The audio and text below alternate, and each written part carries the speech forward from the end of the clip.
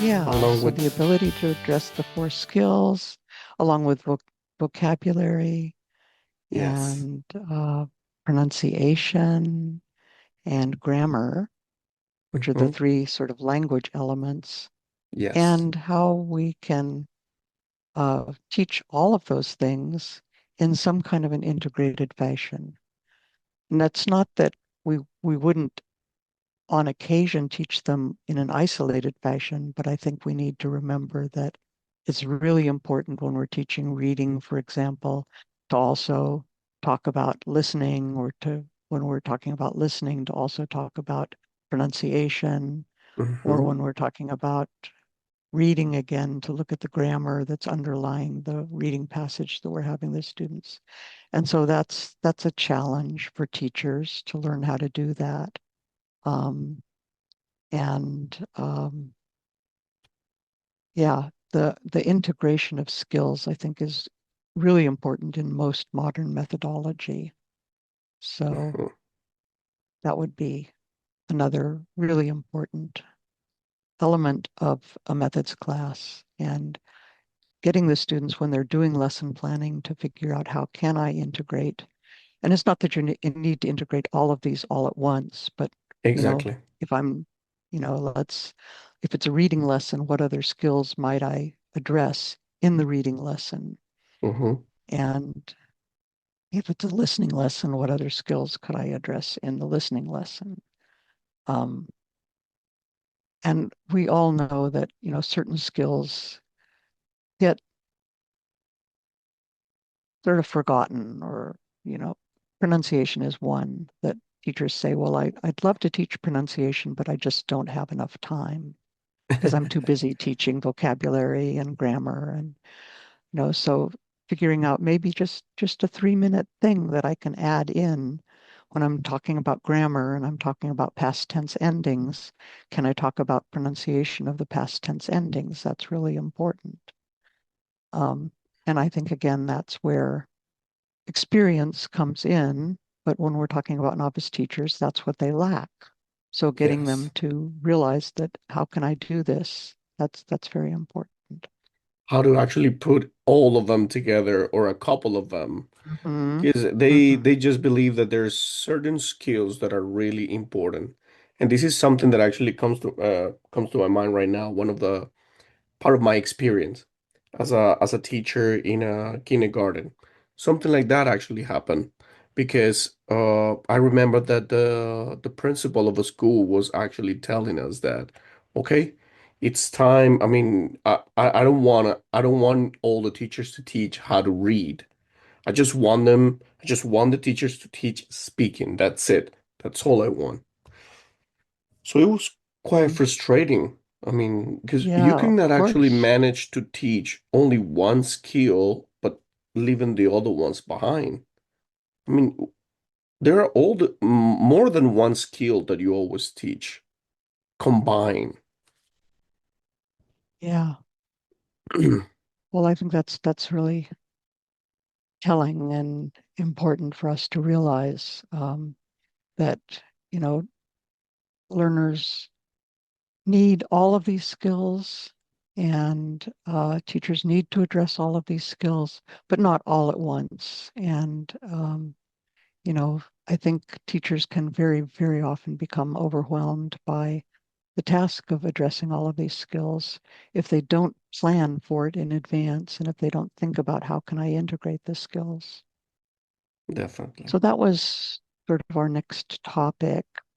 Um, my next one would be, and this is very important, the impact of the learner's first language on Yes, what it is we do in the classroom. And this is something that is difficult to do in the classroom where we have learners who all speak the same first language, but it's even more difficult to do when we've got learners from multiple language backgrounds in the classroom. And because I'm a pronunciation specialist, that's something that I think about a lot.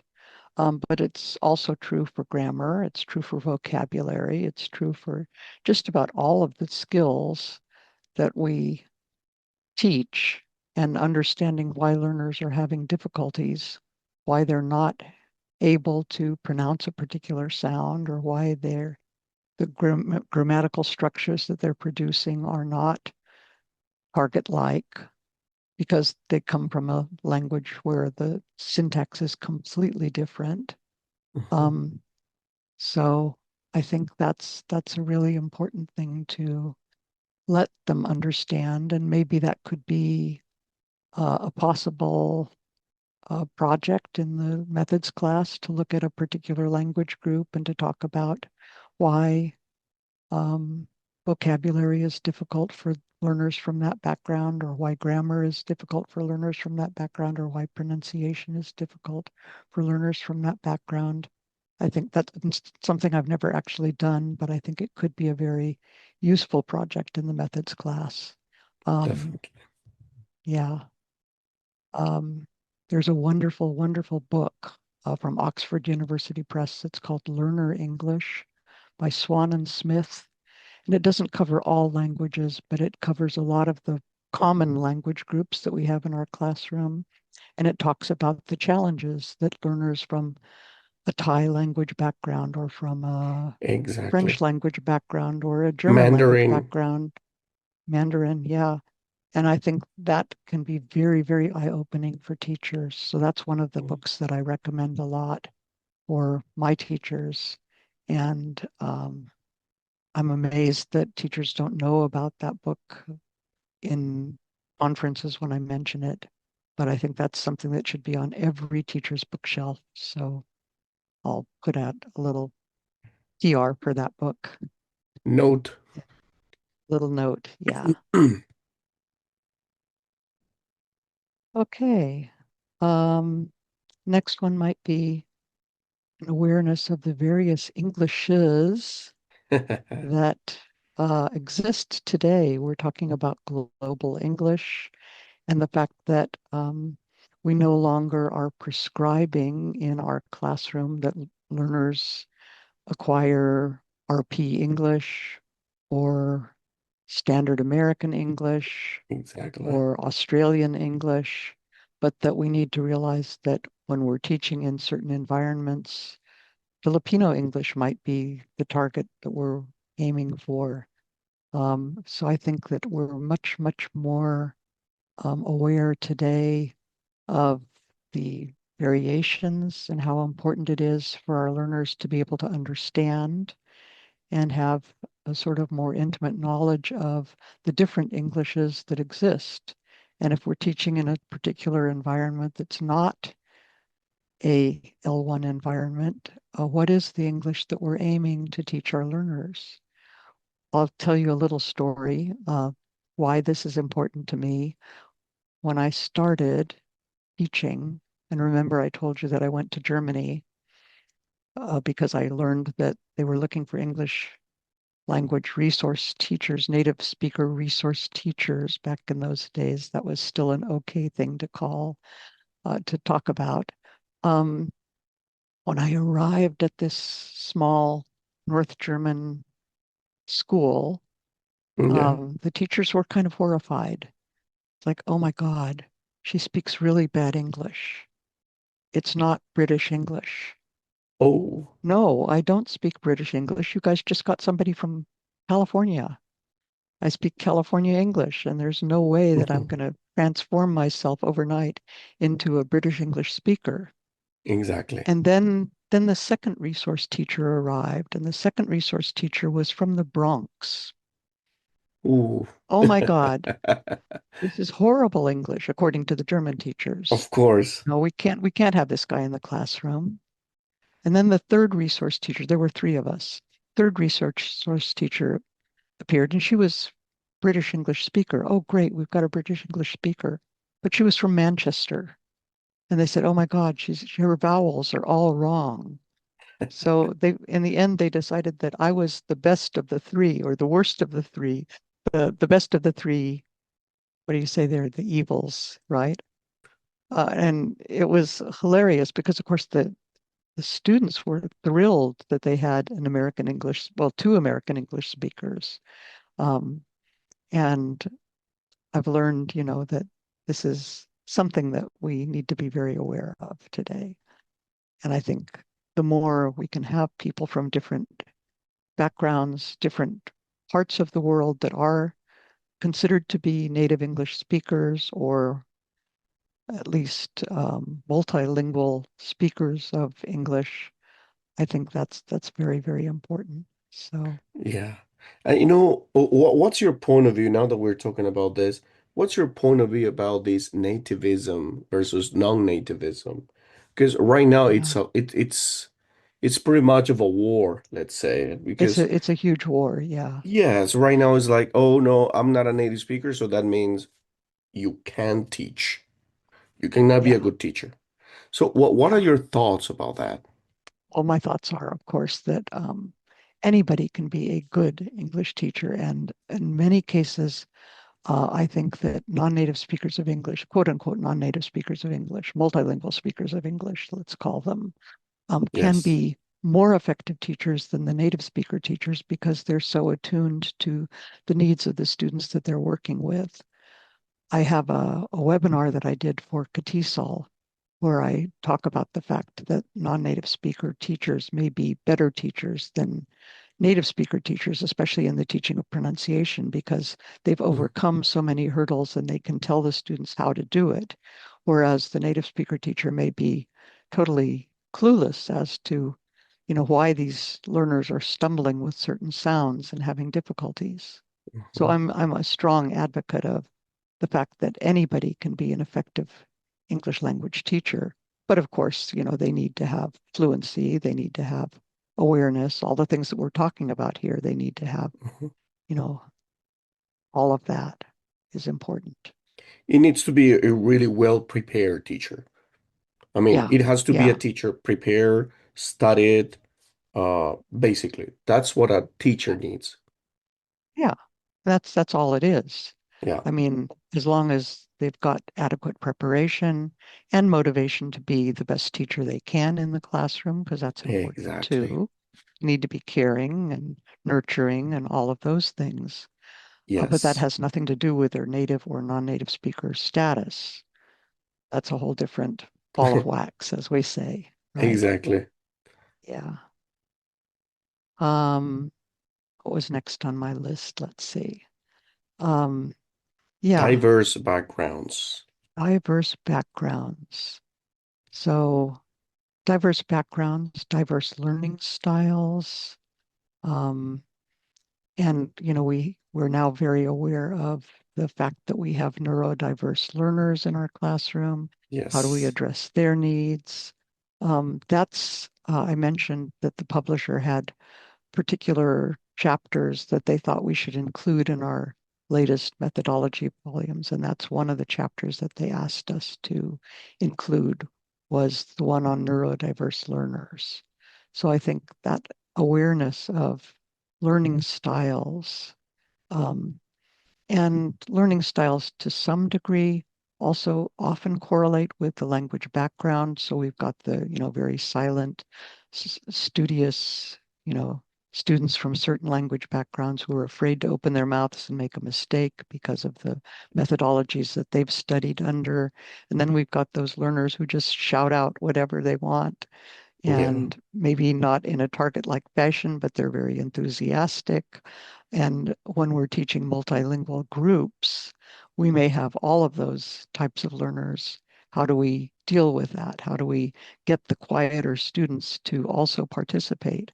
And a lot of that has to do with groupings, doing more group work, making sure that they feel comfortable, maybe assigning them the task of the quieter students, the task of reporting back what was happening in the group. These are simple things that we can train our teachers to do, um, but I think that's something that's very important. Mm, yes. Neurodiversity. That's a pretty much of the topic, the trend lately, and I've seen it a lot on LinkedIn, uh, Mm, talking a lot of diverse, neurodivergent students and all that, which it's mm, good because that's called inclusion. We always talk about inclusion, yeah, and it needs to be actually addressed not only in the planning but also in the books. And Yeah. that is something that might be lacking a little bit in most of the textbooks. Yeah. I think most textbooks don't address that. Mm. And yeah, I think, for years I would, in my methods class at UCLA, I would have group projects. And there would always be one student who said, I don't want to work in a group. Ooh. I want to work, so what do you do then? You say, well, fine, you can be a group of one if you don't want, and they're happy to be a group of one. That's all they Yeah. really want. They just don't want to have to be, and that's a learning issue. That's a Mhm. learning style issue. And I think we have to be more open to that as teachers is okay, if you want to be a group of one, that's fine. The requirements are the same for the group of one as for the group of four. So in other words, if I say, you have to create a lesson plan that contains X, Y, and Z, just because you're a group of one doesn't mean that you're going to do less work because you've chosen to be a group of one, but I'm happy to let you be a group of one. Exactly. Capture life precious moments in stunning details with our professional cameras. Unleash your creativity and preserve memories like never before. Visit us now at frameflowcn.com. Yeah. So I think that's really, really Flexibility. important. Flexibility. Um, the other chapter that the publisher wanted us to include was one on social emotional learning. Mhm. And that's a big, big topic in TESOL today and on LinkedIn also. Yes. SEL, social emotional learning. And so we have a wonderful chapter on that as well in the new methods text that we just did. Um, I don't think that I was, as a younger teacher, at all attuned to that. And I wasn't attuned to the diversity of learners either. I think those are really important topics for us to bring up in the methods class to discuss how do we deal with this. Um, the pandemic had a huge influence on a lot of our Yes. learners. And also what's going on in the world today. We have a lot of trauma infliction on a lot of our learners. I know that TESOL, my home affiliate of the TESOL International Group, has a particular interest section that's specifically aimed at um, victims, trauma victims, and how you deal with them in the classroom. Mhm. I'm thinking particularly because I did a lot of work in Afghanistan of those learners who've been transplanted from Afghanistan to the US, to the UK, to other parts of the world, Australia. I think there are quite a few of them in Australia as well. And how do we deal with these in the classroom? Because they're still suffering greatly from the trauma that was inflicted on them. So Exactly. that's a topic that I think we need to raise in our methods classes. And um, as a teacher educator, that's something that I think in my earlier years I wasn't at all aware of myself. So that's very important. There's a lot more awareness right now in that sense, in that Yeah. topic. I met actually a couple of colleagues and new teachers who are doing this type of job with refugees Hmm. from Ukraine. They've been In doing Ukraine, this, yeah. yeah. They've been doing this type of job also. Really Yeah. I important as think well. Ukraine is another one that has been standing out. And I know one of my former graduate students has been working a lot as an English language specialist with Hmm. Ukrainian teachers. So, yeah. But, so many parts of the world are suffering so greatly. And I think we need to be aware of what effect that's had on our learners. Yeah. Definitely. Um, yeah. Staying up to date. That's my Yes, next topic. Um, Encouraging new teachers to join professional organizations so that they can stay up to date. I think the worst thing that I see sometimes is I'm calling them fossilized teachers. They, you know, Yes, exited their MA program 15 years ago or 20 years ago, and they don't think that they need to attend conferences because they know how to teach and they're just not really up to date. And I think that's really an important thing. So encouraging our novice teachers to think you're joining a profession now, and there's so many ways that you can grow and continue to grow through professional organizations. I'm very, very grateful to TESOL, which is my home affiliate, because I've been quite active in TESOL. I was the journal editor for a number of years. I was the college university rep. I've been on the nominating committee. Now I'm very active in the Teachers of Pronunciation Special Interest Group, so I'm one of the coordinators of that. Um, and I've continued to do that.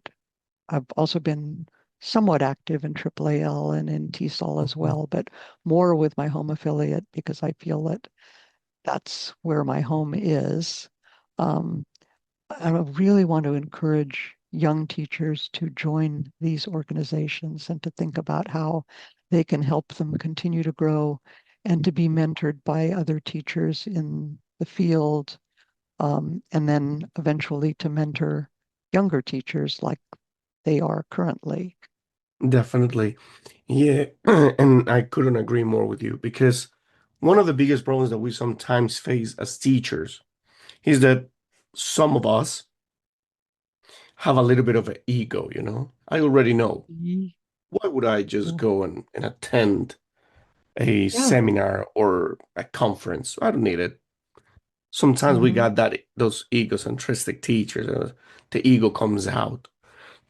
I think it's But very much of an issue, very much of of an issue, course, Mike. yes.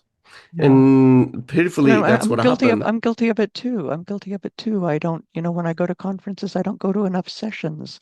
I stand in the hallway and I talk to my friends because do I need to go to this session? No, I know all about this, but I don't. Exactly.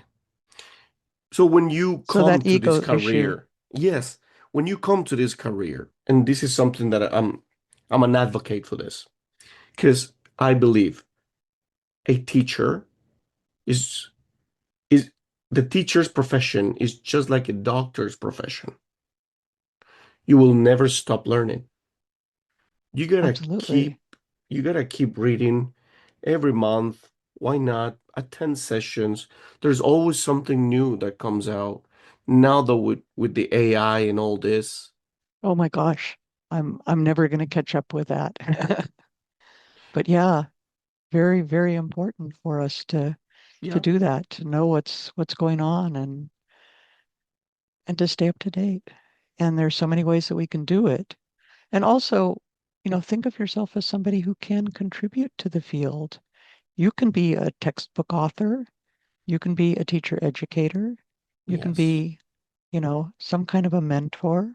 You can join a professional organization and become even the president of that organization or some other, important position within that organization. Mhm. That's really a part of our profession that we need to think about. Or we Definitely. can start our own podcast. Exactly. Exactly. That's the service. Exactly. Yeah, yeah. Um, there's no excuses for No, anyone to not no. do anything. We can do many more things, even now more than before. Yeah. So you mentioned AI, and my next point was, familiarity with technology, familiarity with how we can employ new technologies in the L2 classroom. And Mhm. AI is the huge one that's on everybody's tongue. And, Yes. I think there's so much coming out about that. It's quite overwhelming, to be honest. You look at the volumes, every day there's a new volume that you can buy about how you can use AI in the language classroom. Mhm. Um, when I first started teaching, the technologies were quite different. It's like, how can you use an audio cassette in the language classroom, or how can you use a video cassette in the language Yes. classroom, or even more? an overhead projector. And as I mentioned, my first job at UCLA was as this media coordinator, and that's what I was training teachers how to use an audio cassette effectively in Wow. the classroom. But today it's overwhelming, and I think it's very important for teachers to address that and to think about how they can do this effectively. Yeah. So that's, The new technologies, Bluetooth. We got the USB. Back in the days, we used to actually have the floppy disk. Right now, a oh, I teacher remember them well. carrying carrying the little USB with all the Hmm. information here. Everything you Beautiful. need. Yeah. Yeah. Well, I remember when I first heard about the internet, a friend said to Oh, me, "Oh, we can look it up on the internet." And I said, "What's the internet?" So I go way back. wow. Yeah. And, it's hard for older teachers to learn a lot of these technologies because we're not as conversant. We're not digital natives. Exactly. Um, just for me, And that's a even new to term. be, yeah, yeah, it is. So those are important. So that was, let's see, that was number 11. Yes. And number 12, which is the last one, is an awareness of the rich and nearly endless options available to people in our profession to explore uncharted territories. Yes. Um, I'm going to again talk a little bit about the work that I've done here. I taught for 3 summers in a row a TESOL, an intensive TESOL certificate course for they were actually just recently graduated students from an undergraduate program. Mhm. Some of them were not even yet graduated, so some of them were still undergrads. And one of the assignments in this TESOL certificate course was to create an artifact. I called it an artifact. And the artifact was, it could be a CV, it could be a website, it could be an application for something like the JET program or the EPIC program, which is the Korean equivalent of the JET program, where you can go to Japan for a year and teach English. Um, Anything that they wanted to do, anything that they wanted to propose, they had to, do this. And my reason for creating this as one of the requirements in this TESOL certificate course was so that they could see what the uncharted possibilities were. Um, and then one of the students came to me and she said, "You're going to give us feedback on this?" And I said, "Yeah, I'm going to give you feedback on your artifact. That's, the whole purpose for your doing it is so that I can Exactly. give you feedback." And she said, "Can I do more than one artifact?" I said, "You can Oh, do, certainly." She did 5. wow. She she did 5, and then she actually got accepted to the Fulbright English Language Teaching Program, English Language Mm. Teaching Assistant Program, like Fulbright ETA, and went to Thailand and was um, asked to work with the ministry. So she actually was working with the ministry to help develop English language curricula. And I went over to Thailand for one of my State Department assignments, and I actually had dinner with her. And then after Wow. that, she got accepted to teach in China, and I finally lost touch with her, but she made use of all 5 of those artifacts that I'd asked them to do. And I thought it was one of the more wonderful projects that I'd ever assigned, was to say, look, and of course I gave them on the website, on the class website, there were all sorts of things that they could investigate. So I had links to the Fulbright English Language Teaching Program, or in those days, also the teaching fellow position with State Department, or the JET program or the EPIC program, where there's something in Spain that's similar, where you can go as a native speaker resource teacher and, get funding to do that. So I had spent a lot of my time sort of researching what some potential possibilities were. But I think that's the most wonderful thing about our profession, is that there's so many options that we have, and that means that teachers can, you know, Peace Corps still has opportunities.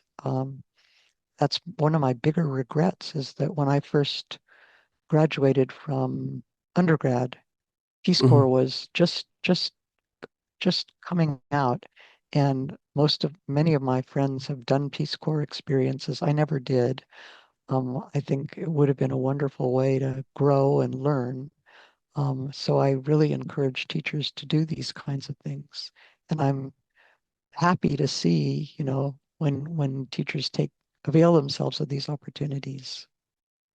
Yes, I mean, and again, this profession is limitless. There's no limit. I mean, Right. you can keep doing so many things, so many uh contributions to society.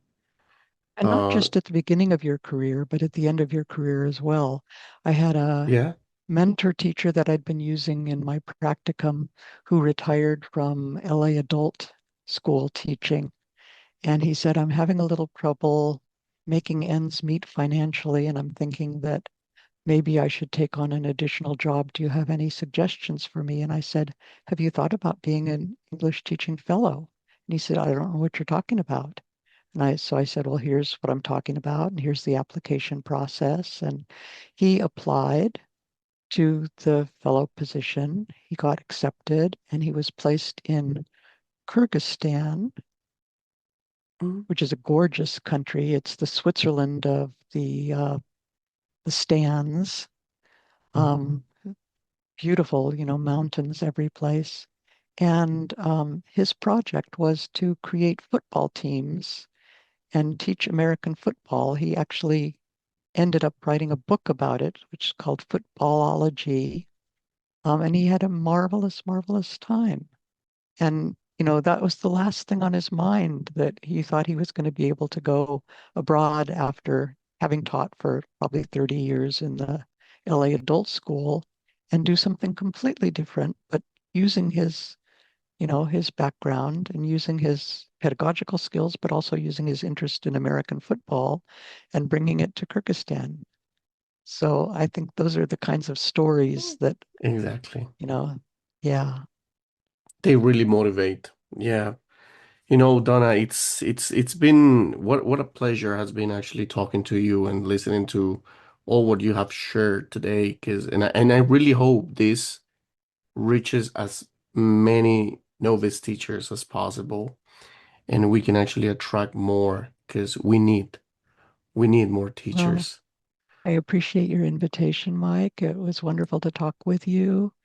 And I'm always happy to talk about topics like this. So it's a large part of what I've done in my life. And I've, Yes, spent so much time working with novice teachers. So happy to sort of address the issue of what a teacher educator can do and what the priorities would be. And there's so many things I didn't mention, but you can only definitely. pack so much into one methodology course, and you usually have 10 or 12 weeks to do it. So it's a limited time period.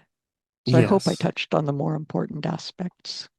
definitely. And no, Donna, I mean, this is your house.